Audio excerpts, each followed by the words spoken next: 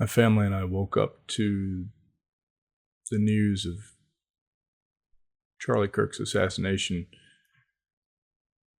And the first thing that we did was pray for, Erica and his children, but also for the U.S. as a whole. You just get sick to your stomach,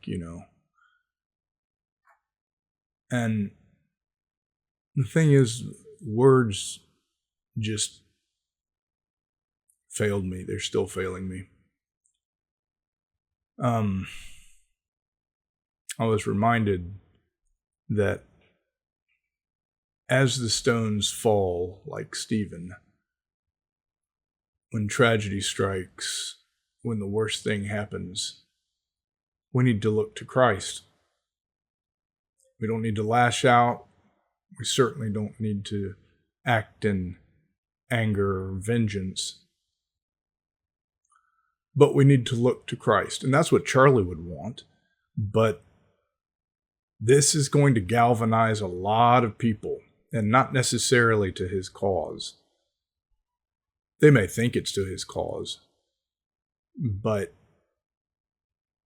it's going to galvanize a lot of people. They martyred him. And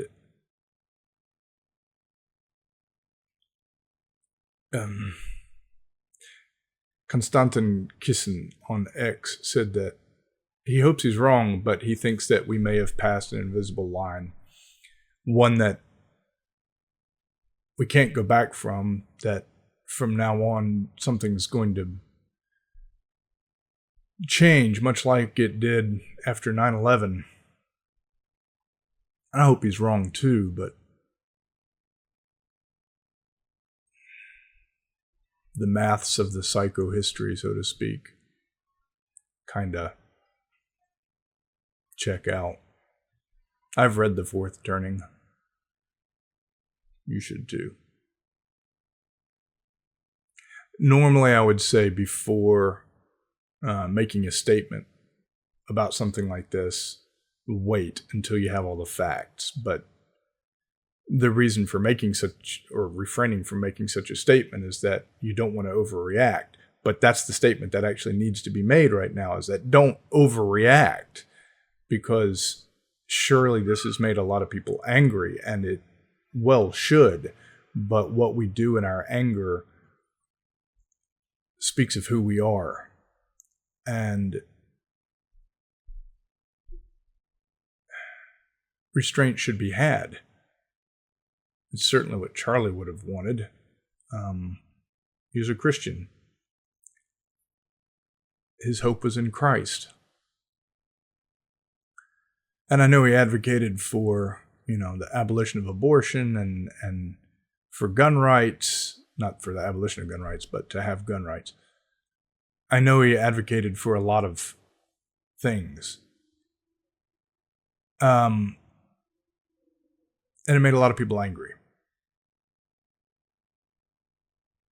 And when you can't argue against someone's logic, people get emotional and they usually turn to violence. And we see that the case here, because Charlie spoke real truths, and he did it with kindness and love. He did it sometimes relentlessly and hard-hitting. He wouldn't let you back down. Answer the question and be honest. Because we build veils around our lives to cover the inadequacies and the lies that we tell ourselves, and to justify the things that we do and say and think. And the truth breaks that down, and it makes people angry, and it always will. Have you ever gotten in a fight with somebody or in an argument, and somebody says something that is so absolutely hurtful? Because when you've been hurt and you can't really address that.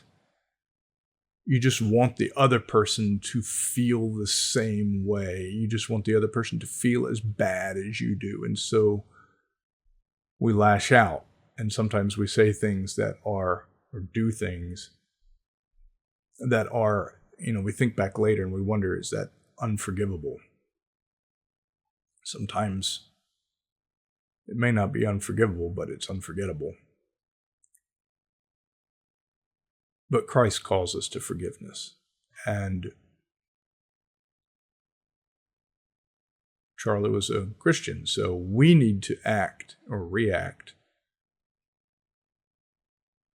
in forgiveness and in truth, but with grace. Let's not kid ourselves. He wasn't sowing fear and hatred. He was telling the truth, and like I said, sometimes we fear the truth, and it made people really upset. He was very effective at making people see the truth, and it changed a lot of people's lives, and that's why this was done, because they couldn't answer his arguments. And if you can't answer in logic, like I say, people turn to violence. That's something that we can't do. So I hope Constantine's wrong, that the right, whoever that is, whatever that is, will not answer Charlie's legacy in hatred and vengeance and anger, but that we do it with truth and love and grace. That's what Charlie would want. He'd want us to carry on sharing the truth, especially with young folks. So let's do that.